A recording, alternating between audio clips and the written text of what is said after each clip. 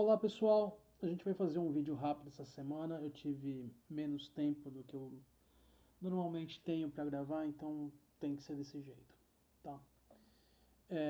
Vamos lá. A gente tem coisas para falar de fora e também de dentro aqui do Brasil. Então vamos começar pelo lado de fora com o assunto que está aí na tela, em relação à guerra do Irã e à guerra da Ucrânia. Alguns dias atrás, a Ucrânia lançou um ataque contra um navio do Irã que estava se dirigindo à Rússia, transportando mercadorias. Até onde eu vi a notícia, não se tinha exatamente uma noção exata do que tinha dentro do navio. Mas, enfim, a Ucrânia decidiu declarar que o Irã e a Rússia estão em parceria e por isso atacou ali o navio. A Rússia chegou a usar drones iranianos? Usou. A, a Ucrânia também usa drone, então 6 por meia dúzia aí. Mas essa tentativa de. Quer dizer, tentativa não, esse ataque a essa embarcação iraniana é uma tentativa de juntar os dois conflitos em um só. Porque o Zelensky vê que o Trump está mais interessado no Irã do que na Ucrânia. O Zelensky sabe que ele está apanhando mais que cachorro sarnento. Então, ele, como o nazista covarde que ele vai tentar de tudo para se manter no poder. É simples assim.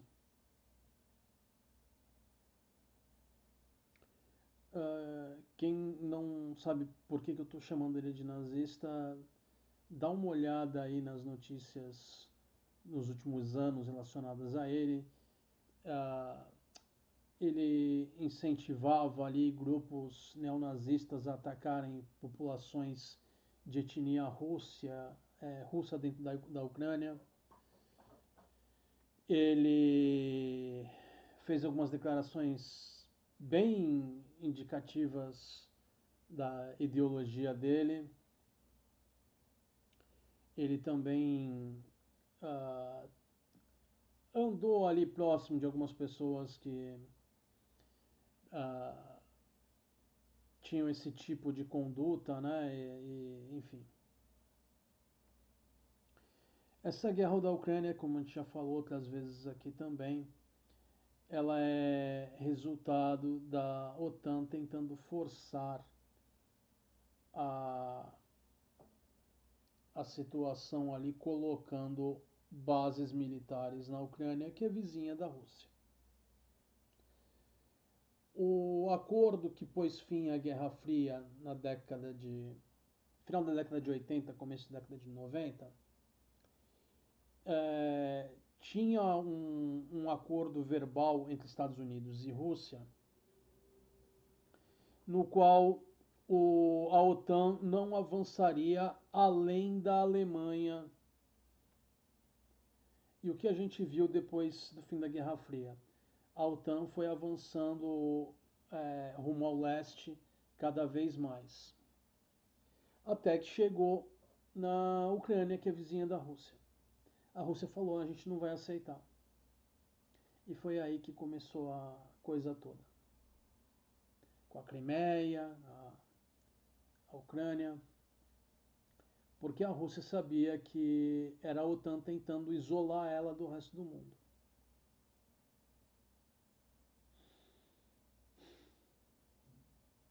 A gente já passou por uma coisa similar no passado, quando a Rússia tentou colocar mísseis em Cuba, foi a crise dos mísseis cubanos, né? E os Estados Unidos reagiu na época também. A gente chegou muito perto de um fim do mundo ali com guerra nuclear por causa daquilo, mas felizmente ambos os líderes eram racionais o bastante na época para saber que aquilo ali não seria bom para ninguém. E a crise foi evitada. Infelizmente, hoje em dia, faz tempo que os Estados Unidos não tem um presidente que tenha um mínimo de preocupação com o mundo, né? Ah, eles mal têm preocupação com o próprio Estados Unidos, quanto mais com o mundo. Principalmente o Trump. Fazer o quê? Enfim.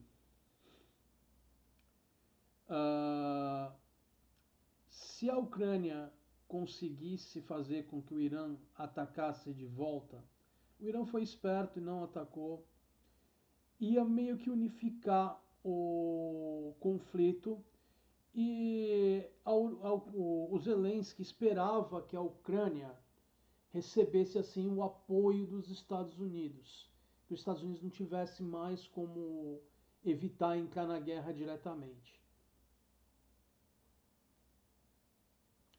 Então a situação é essa. O Irã foi esperto, evitou essa armadilha.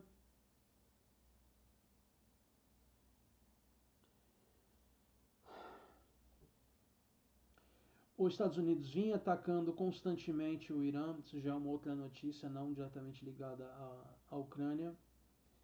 A coisa já de por volta de uns 13 dias mais ou menos. E aí na noite de sábado houve uma pausa, os Estados Unidos estava mais uma vez recuando. Eu falo noite pra gente aqui, mas pra lá já não é mais noite. Desculpa, gente, tô cansado.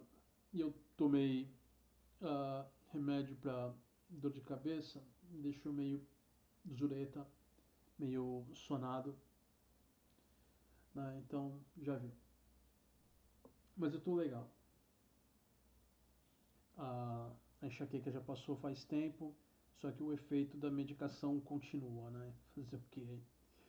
O bom é que tá funcionando, o ruim é que eu tô meio sonolento, mas enfim. Então vamos lá. O, o Irã evitou essa coisa com a Ucrânia e os Estados Unidos agora pediu mais uma pausa, mais um cessar-fogo na guerra. Porque, de um lado, você tem um ego machucado do Trump e provavelmente o Netanyahu falando que vai expor as informações que ele tem do Epstein. E do outro, você tem o preço do petróleo batendo em $100 o barril.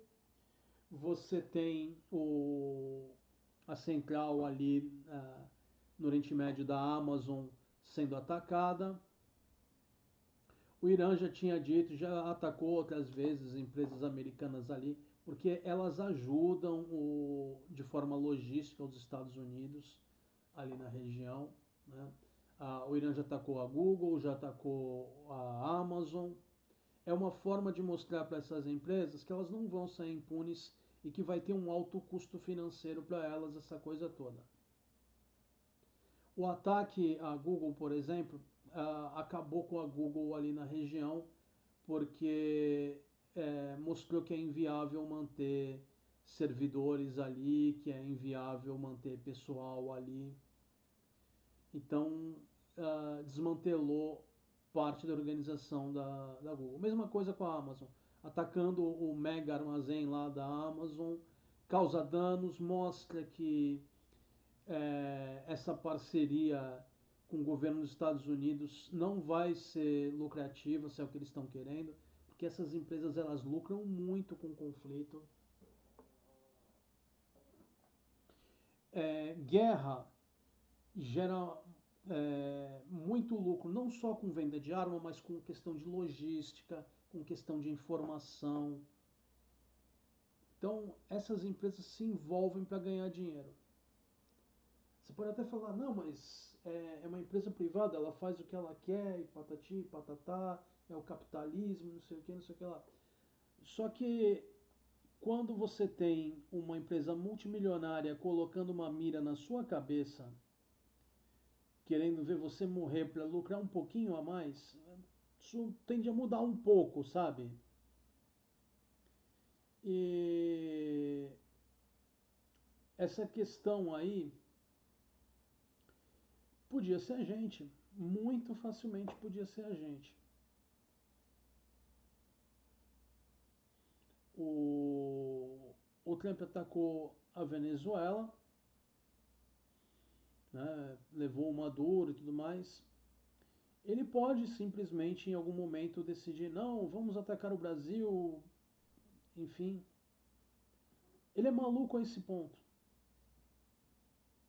Provavelmente ainda deve ter um ou outro cara ali no governo dele que deve estar falando para ele, não faz isso, porque é um vespeiro muito grande, é um país muito grande, a gente não vai conseguir ocupar o país, é simplesmente inviável e vai ferrar a nossa economia. Porque só de colocar tarifa na gente já ferrou a economia deles. Eles são muito dependentes da gente. Começar uma guerra com a gente é basicamente cortar todos os produtos brasileiros que eles recebem. Isso inclui aeronaves, inclui suco de laranja, café, inclui açúcar, inclui carne. É um tiro no pé gigantesco fazer isso. Então, é, não é viável começar uma guerra com o Brasil. Eles podem, eles têm poder militar para causar muito dano a gente? Tem, mas qualquer coisa que eles fizerem volta em dobro para eles, porque ah, eles vão perder. É um dos principais parceiros comerciais deles, mesmo o destrambelhado do Trump entende isso. Ou pelo menos a gente torce para que ele entenda, né? Parece que sim, porque depois de colocar as tarifas no ano passado e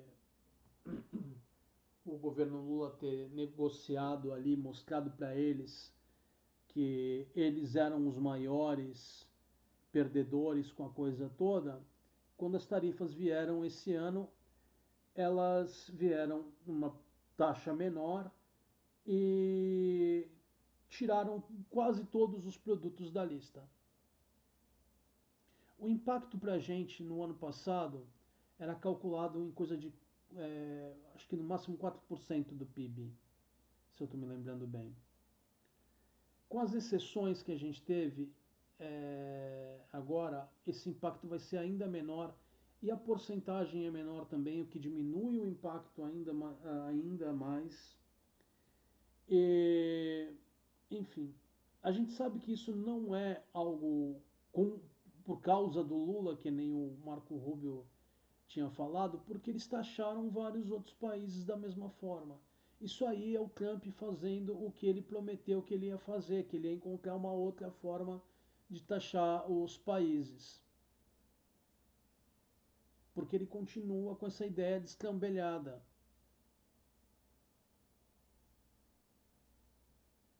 Enfim, uh, apesar de tudo, apesar do estresse da gente viver à beira de uma guerra mundial, à beira de uma guerra nuclear aí de novo, ainda assim o governo Trump, de certa forma, é uma das melhores coisas que poderia ter acontecido para o Brasil.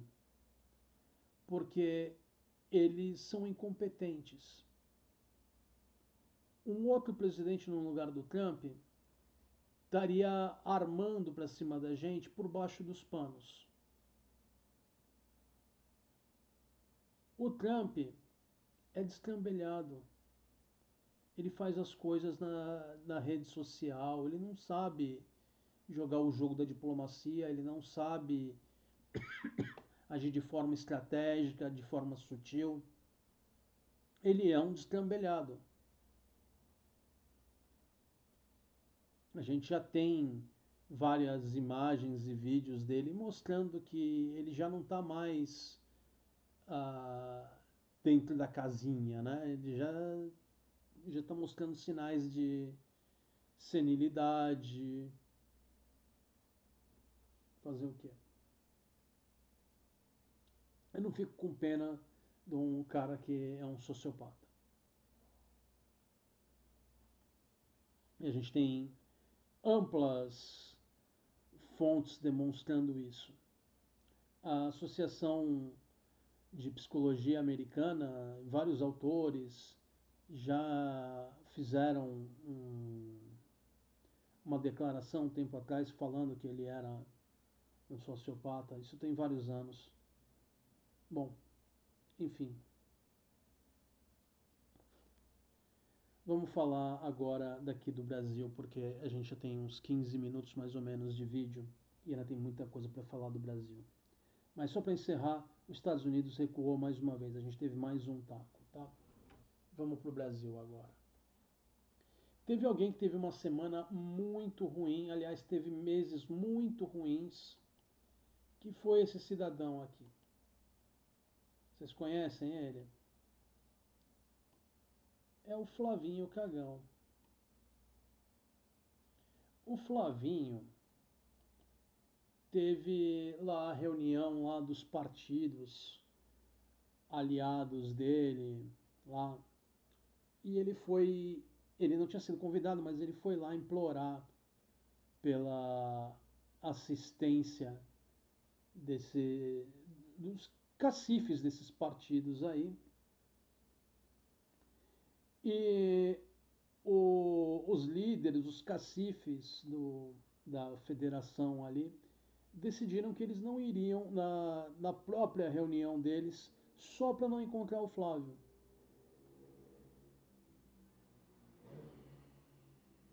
Um dos que não foi o Rueda. Outro foi o Ciro. Quando começou as operações da Polícia Federal, começou o caso Master e tal, e o Flavinho ainda estava falando que ele não estava envolvido com nada disso, e alguns dos aliados dele tinham sido pegos, ele foi lá e pisou no pescoço dos aliados, dizendo: nossa, que moralidade, que não sei o que, isso tem que não sei o que lá, e patati patatá, tentando jogar tudo nas costas do outro cara, sabendo que ele mesmo estava mais envolvido com aquilo do que o outro cara. Resultado, saíram as coisas do Flavinho e agora eles não querem saber do Flavinho.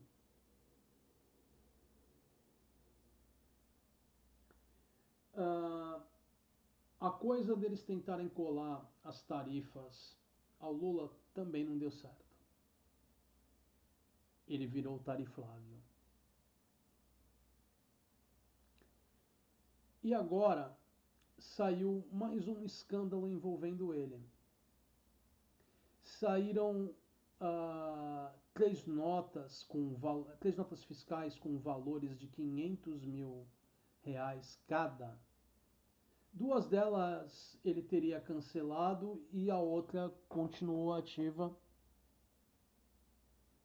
Aí ele diz que ele cancelou porque ele não fez o serviço. Mas eu pergunto para vocês, não sei se vocês têm experiência com isso ou não, mas para quem tiver aí, se quiser se pronunciar, fala para mim, quando é que você emite uma nota fiscal? É antes ou é depois de uma venda ter sido efetuada, de um serviço ter sido prestado? Deveria ser depois, né? Quem é que emite uma nota antes? E se você for ver o escritório de advocacia do Flavinho, que ele diz que foram serviços como advogado, não tem processo nenhum que ele tenha exercido coisa alguma. A profissão de advogado para o Flavinho serve apenas para potencialmente estar lavando dinheiro aí dessa coisa do Master, para burlar a lei ali no que se refere à prisão do Bolsonaro e para que a casa dele não seja alvo de busca e apreensão. Que ótimo exemplo de profissão é esse, né? Não tem nenhum grande processo que tenha passado pelo escritório do Flavinho. Curioso isso, né? Assim como também é curiosa a fábrica de chocolate dele, né? Desculpa, a lojinha de chocolate dele. Que gera números incríveis em venda de chocolate por dinheiro vivo. Pois é, pois é.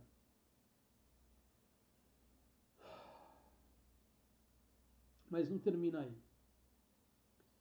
Saiu uma pesquisa essa semana mostrando que o, o Lula está à beira de vencer no primeiro turno. Eu não acho que vai ser uma vitória fácil. Eu não tenho certeza se vai ser no primeiro turno. Existe a possibilidade? Existe. Até os inimigos do Lula, né, a oposição, estão falando isso. Segundo o que a gente tem em estatísticas similares aí, seja para presidente, para governador, para prefeito, isso pelo mundo todo, onde se faz eleições nesse sistema, é... quando você tem um candidato no governo se candidatando à reeleição com mais de 40% de votos válidos, em geral, esse cara se reelege. Então, as chances do Lula são muito boas. A última pesquisa estava apontando o Lula com 50%. Eu não lembro qual foi a fonte da pesquisa agora, mas se vocês procurarem nas notícias recentes, vocês vão encontrar. E na descrição vai ter tudo isso. Eu tenho vários links.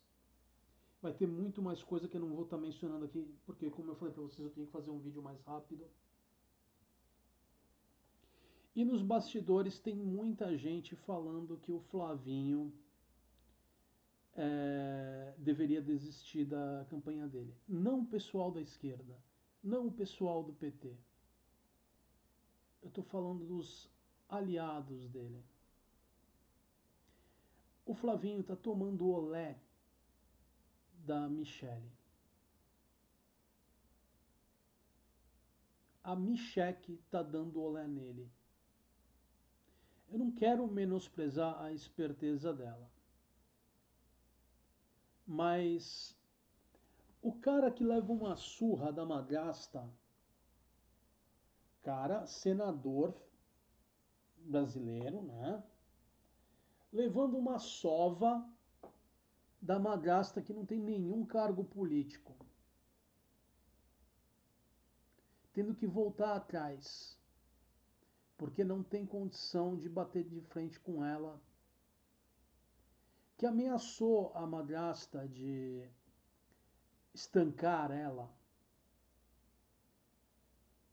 né?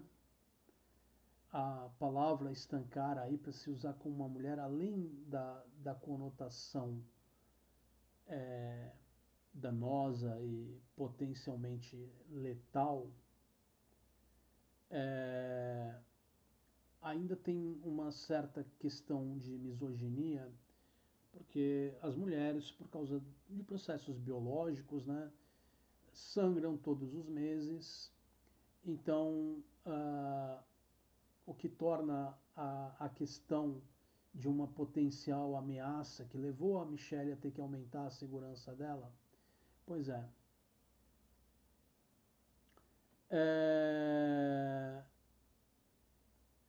Ele usou aí o estancar, que o uso mais comum da palavra estancar é para parar sangramentos, né? Ou seja, fazer a Michelle parar de sangrar todos os meses. Aí, para quem estava falando que não, mas o estancar pode ser uma coisa positiva, Mas ele mesmo fala que ele não ter, se ela, ele teria estancado ela se ela não fosse madrasta dele, se ela não fosse a mulher do pai dele. Então, certamente não é uma coisa positiva, porque se fosse positiva, o fato de ser a mulher do pai dele não seria empecilho nenhum. Então, foi com uma conotação negativa, foi com uma conotação de, uh, de dar uma finitude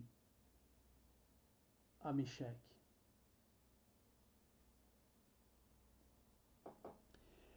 O Flávio está tão sem apoio aqui no Brasil, tão desrespeitado, e ele não conseguiu o apoio do Trump. Quer dizer, o governo americano lá pelo Marco Rubio vai tentar fazer umas caquinhas. Eles vão mandar dois caras para cá que já se envolveram em outras descambelhagens aí trumpistas, né? Mas o Itamaraty já falou que vai bloquear a entrada deles no país, então a coisa meio que já está resolvida.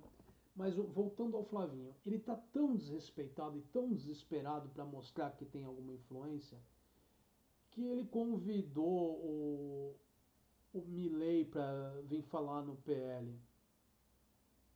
O Milley, que colocou escala de serviço 7.0 na Argentina, que fez com que os trabalhadores fossem obrigados a aceitar o pagamento de outra forma que não o dinheiro. Então, a gente já falou disso aqui no canal. Por exemplo, digamos que você trabalhe numa loja de sapatos. E aí o dono da loja fala: a gente não vendeu o bastante esse mês, então eu vou, em vez de te pagar com dinheiro, eu vou te pagar com sapato. Eu vou dar o valor do teu trabalho em sapatos. Aí, além de você trabalhar os 7 dias da semana, você ainda vai, com uma carga horária aumentada, você ainda vai ter que vender sapato na tua hora que você estaria dormindo, por exemplo, ou comendo, ou indo trabalhar, ou voltando do trabalho. Você teria que pegar um pedaço desse tempo para vender sapato para conseguir pagar suas contas. Porque senão você ia ter que pagar a conta da luz, você ia chegar lá no banco e ia falar: tá aqui o sapato, você aceita ele como forma de pagar aqui a conta de luz? Vai no mercado, pega lá as compras e paga com o tênis. Entendeu o ridículo da coisa que está a Argentina?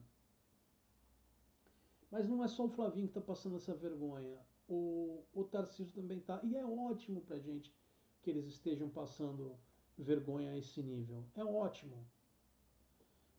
Porque mostra o nível de desespero.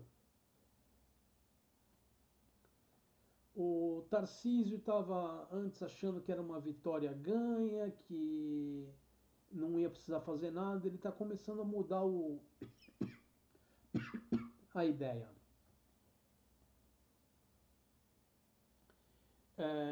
As chances do Haddad ainda não são as melhores, mas está com muita cara de que em São Paulo vai se fazer 2 senadores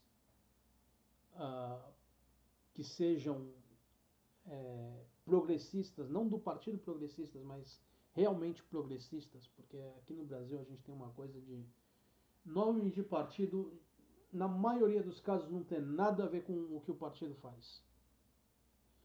PSDB nunca foi social-democrata. PL, Partido Liberal. Se você quiser falar em neoliberalismo, até pode ser, mas liberal não foi. E não é. Republicanos apoiou o Bolsonaro durante o governo Bolsonaro, ou seja, é contra um regime democrático republicano. Né? Eles querem apoiar uma ditadura. Progressista é um dos partidos mais reacionários do Brasil. E assim você vai indo. Então, União Brasil é um partido cheio de cara que é arrumar uma guerra civil brasileira aqui, que quer impor aí uma ditadura, o povo que se lasque. Né? Então, é umas coisas que não tem nada a ver com o nome do partido. Mas, enfim, então e perder as duas vagas do Senado em São Paulo indica uma perda de influência no Senado, que pode vir a ser drástica para o próximo mandato. Seria muito bom para a gente, para o Brasil, né? Então, isso atrapalha os planos a longo prazo do Tarcísio, porque o Tarcísio ainda quer ser presidente. Os Bolsonaros surraram ele, né? Forçaram ele a desistir da eleição para presidente esse ano. Mas ele vai querer tentar na próxima. Ou seja, o Tarcísio é o cara que apanhou do cara que apanha da madrasta.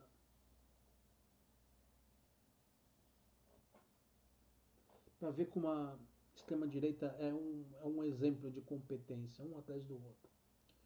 O Tarcísio tá,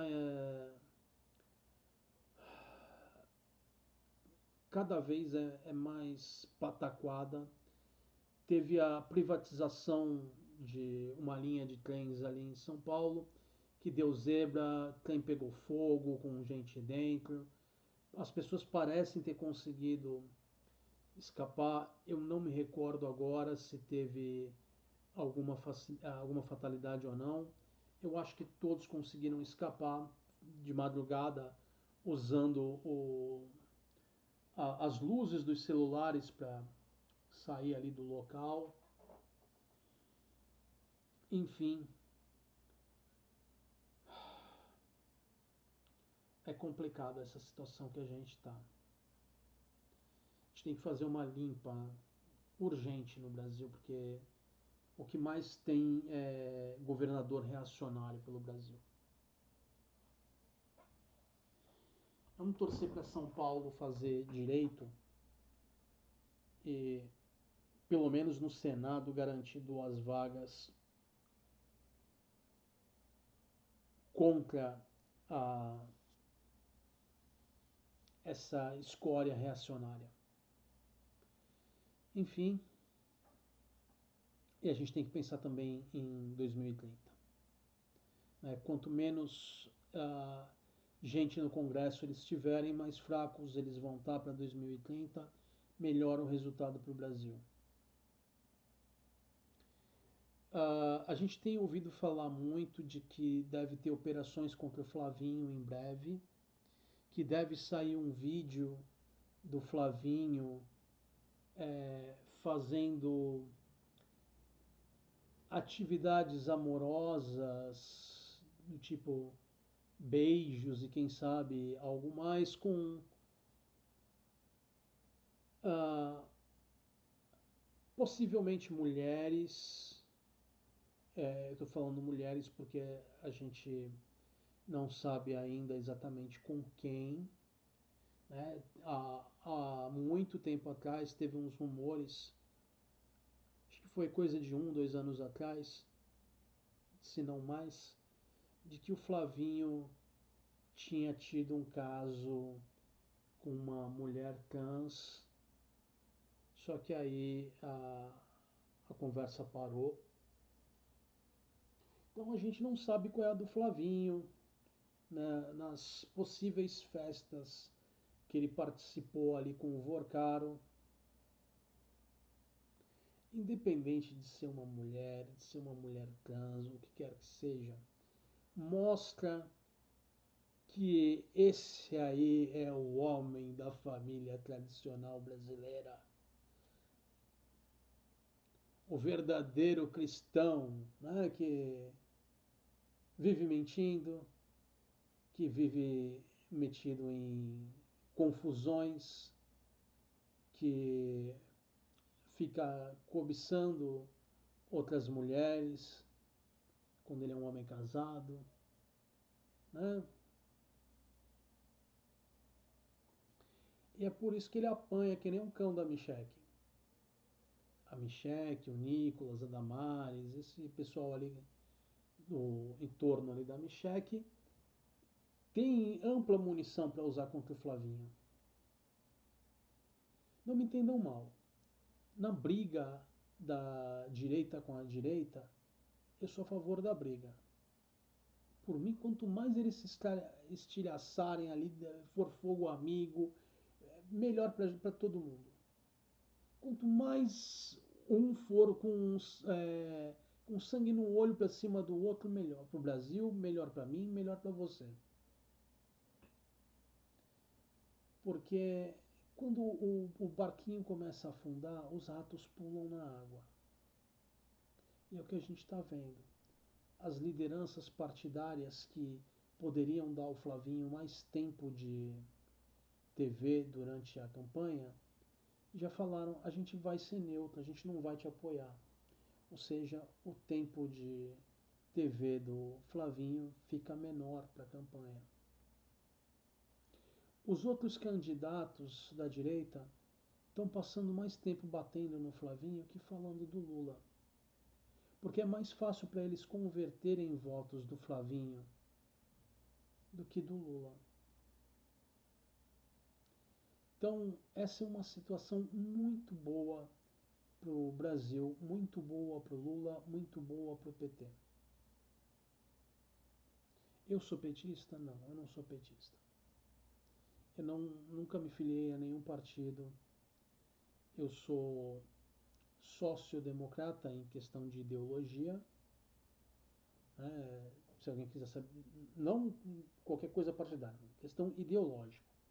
Eu acho que as diversas classes econômicas da sociedade podem conviver de forma harmoniosa, desde que haja vontade para isso, né? Desde que não se deixe guiar por um capitalismo cego e burro que só enxerga a curto prazo.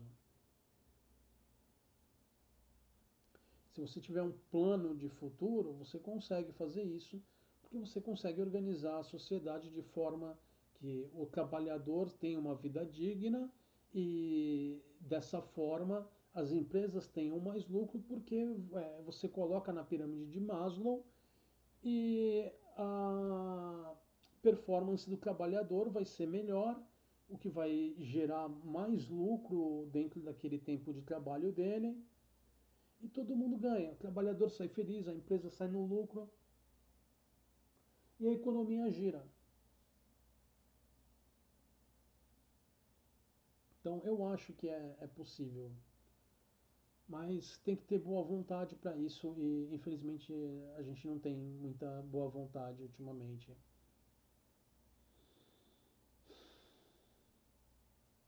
Mas o Flavinho, o Tarcísio e esse pessoal da extrema direita está fazendo um grande favor para a gente, mostrando a cara deles. O Flavinho tentou falar que ele era o candidato antissistema. Que sistema, Flavinho? É o sistema democrático, né? Porque ano passado você deu aquela entrevista que você falou se não derem indulto ou anistia para o Bolsonaro, ou se o indulto ou anistia for dado e o, o Supremo derrubar o indulto ou anistia, que você usaria de força. Você falou em pegar e colocar a tropa dentro do Supremo. Isso é coisa que nem a ditadura militar fez, Flavinho. Nem a ditadura militar. O teu irmão também já falou no passado que para fechar o Supremo Tribunal só precisava de um jipe e um cabo. Cabo ou posto militar, não cabo de corda, né? Então, você a máscara cai desse pessoal, porque eles não conseguem fazer nada por muito tempo. Eles não têm um planejamento a longo prazo. Eles não têm essa capacidade. Eles vivem de mentira. Mentira tem perna curta. Vem a questão do Master. Primeiro, Flavinho, na primeira entrevista do Intercept que foi mencionado o Master, o Flavinho riu, falou que aquilo não era coisa séria, que o jornalista ali era um ativista de esquerda, comunista, não sei o quê, e saiu rindo. Não deu 10 segundos, ele de longe já mudou a história e começou a querer se explicar, a dar outras versões, em coisa de 10 segundos. E depois a gente viu tudo o que se seguiu. E vai ter muito mais coisa para ver. O André Mendonça está indo para cima. Finalmente está começando a ir para cima do Flavinho. Eu tenho minhas dúvidas? Eu tenho minhas dúvidas. Porque para mim o André Mendonça é da turma da Michelle. Então, enquanto for vantajoso para a Michelle bater no Flavinho, ela fala para André Mendonça, vai lá, bate com força. Porque ele é da vertente evangélica, junto com a Michelle. Então, eu confio no André Mendonça? Não, não confio no André Mendonça. Mas tem muita coisa para chegar no Flavinho. Então, tem vários processos de vários. Que estão com vários juízes do Supremo que vão chegar no Flavinho. Tem o Flávio Dino, tem o Moraes e o André Mendonça. Vai chegar lá. Vai pegar eles pelo pé. E a gente sabe que o Flavinho, ele está sendo oficialmente investigado e a gente sabe disso, porque o irmão dele, o Dudu Bananinha, já não tem mais mandato. Então, se fosse focado só no Dudu Bananinha e no Figueiredo lá, ia para a justiça comum, não ia ficar no Supremo. Se está no Supremo, dos motivos para estar no Supremo é que tem que ter alguém com foro privilegiado sendo investigado. E a única pessoa com foro privilegiado envolvido na coisa desse filme do Bolsonaro é o Flavinho. Então o Flavinho Cagão está se cagando.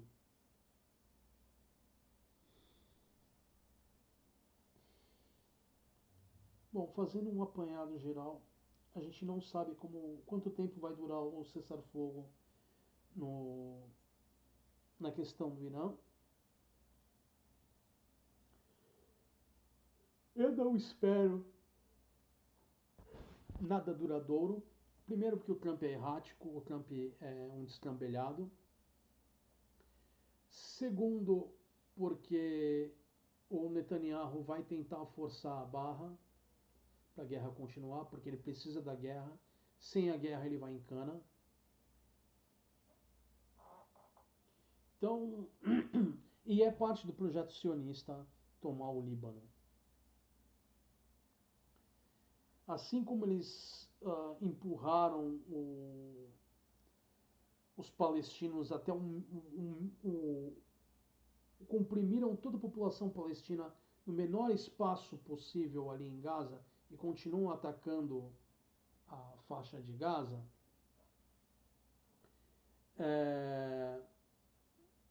eles estão fazendo o mesmo no Líbano. Eles tinham falado meses atrás que eles iriam só até um certo ponto ali que tinha um rio. Eles já passaram desse ponto faz tempo. Eles querem tomar toda a região ali. É isso. Eles querem transformar o Líbano num território devastado, como eles transformaram a faixa de Gaza, para depois eles ocuparem. Da mesma forma como eles ficam mandando colonos armados tomar terra na Cisjordânia para expandir o tamanho de Israel, eles querem o Oriente Médio todo. É simples assim. Uma outra coisa que a gente também tem que falar em relação ao Oriente Médio, que quase escapou, é que possivelmente a gente vai ter a Arábia Saudita com armas nucleares no futuro. não muito distante.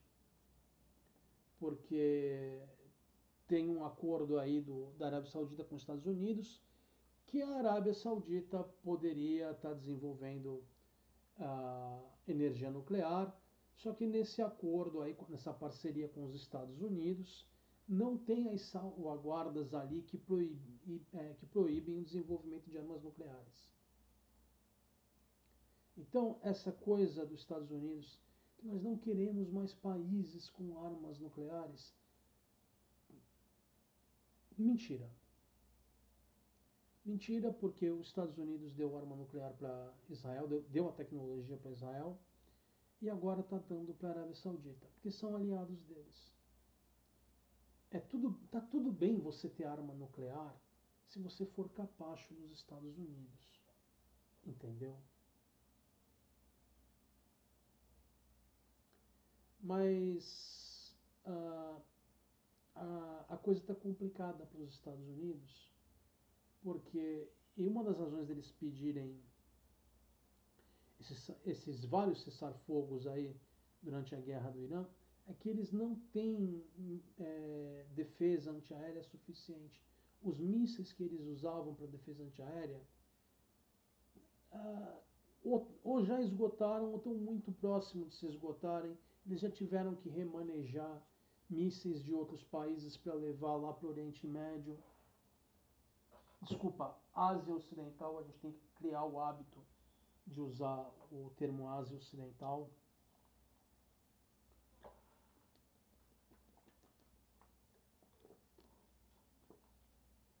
Desculpa, gente, precisei tomar um golinho d'água. Apesar de que já está no fim do vídeo. E foi bem mais longo do que eu imaginava. Mas enfim.